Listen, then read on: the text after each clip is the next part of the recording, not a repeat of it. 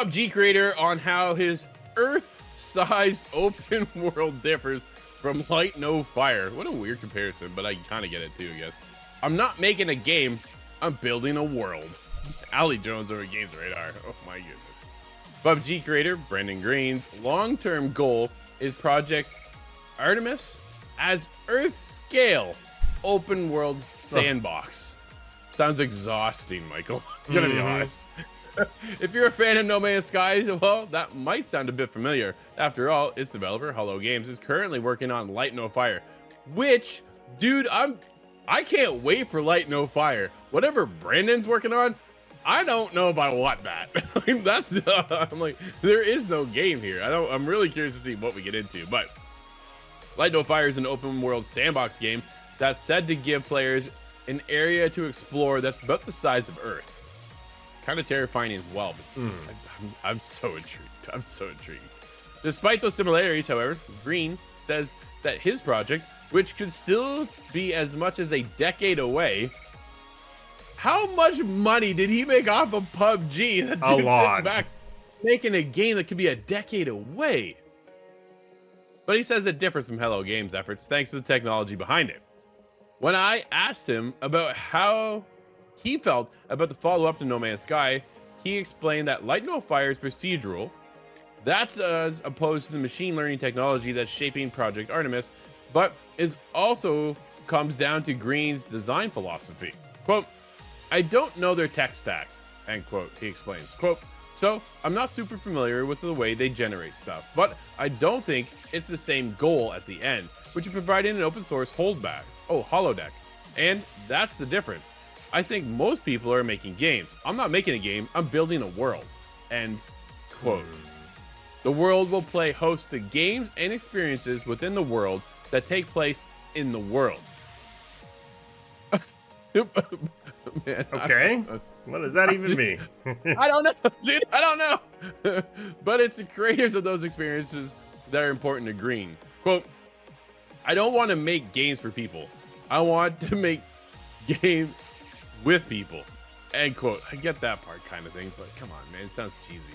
It's the kind of urgent user-generated content that he says will shape the game. Quote, if you give the player or the community the means to generate their own experiences, they'll go ham. End quote.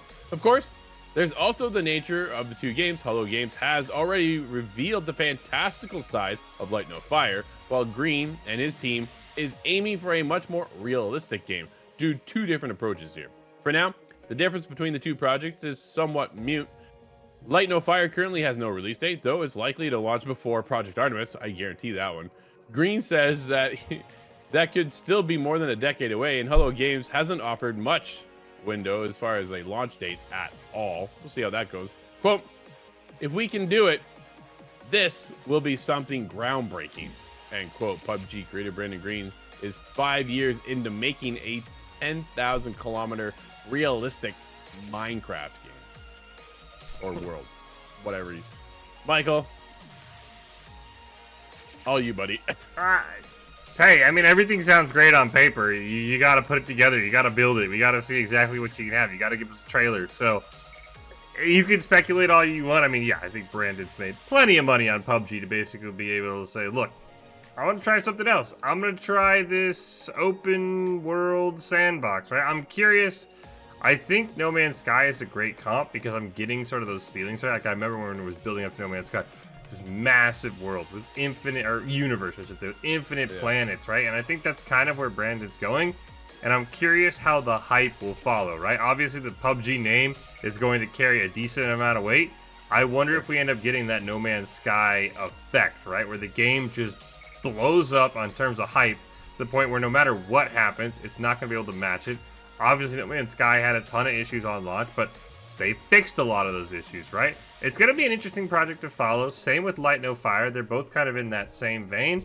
But both of them right now, Drew, they just give this feeling to me of like, hey, yeah, I'm going to do this. And you're like, that sounds amazing. And then I think when the game comes out, you're going to be like, wait, what happened to all this talking? And it's like, oh, yeah, we actually couldn't fit that in a video game. And it's like, yeah, I think everybody believed that, but you kept telling us how much you could do, and so we trusted you. I'm curious how much these games are both going to be able to get to that Earth size they keep bragging about. I think at this point I have more faith in Hello Games than I do with Brendan Green. They have two different philosophies, two different approaches. The world, he's just building a world where people can dive into and then create their own games in. Dude, he's building a metaverse is what he's trying to do, right? Yeah. And we've seen that come and go and fade and just was a disaster. Meta's still trying to do it, and they're losing billions of dollars every day. I don't know if that's the right approach, right? Like, yeah. I get you have this vision, and obviously he has a vision that's behind closed doors, bigger than what we're understanding here.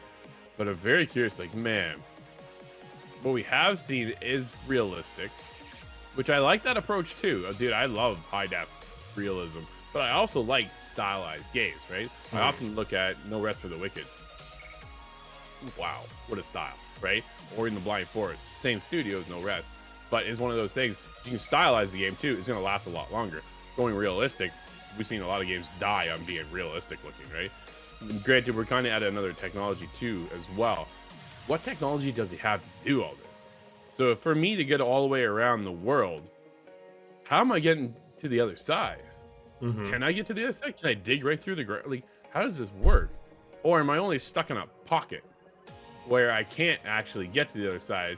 Or if I did, I'd be 5 years to get there. Like, you know what I mean? Like, it's just, what a weird, he's not making a game, Michael. He's building a world.